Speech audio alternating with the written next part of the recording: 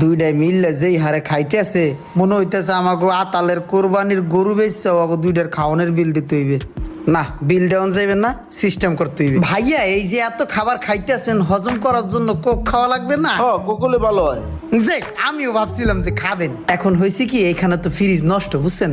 আমি একটা 2 লিটারের ভালো চাই বড় কোক লয়ে, কি বলেন? নাকি আপনি যাবেন? না আনো। আরে ঠিক আছে ভাই, খান, পেট ভরে খান। আর দেবো এ ভাইয়াদেরকে আরো মোরগ পোলাও দেন, এই ভাইয়াকে আরো তেহারি দেন। নিয়ে আসি না, নিয়ে আসতেছি। আচ্ছা ভাইয়া শোনেন না, ওই দাদা ভাই হয়েছে কি ওই ভাইয়েরা তো খাচ্ছে, আমি তো ওই বিরিয়ানি আর তেহারি ওইগুলা খাই না, বুঝতে পারছেন? আমি তাদের ছোট ভাই, ভাইয়া বলছে 120 টাকা দেওয়ার জন্য আমি অন্য কিছু খাবো। আর ওই যে বিল দেওয়ার সময় বাকি টাকা আপনাকে দিয়ে দেবে, হ্যাঁ যা পাবেন। তাহলে 120 টাকা দেন।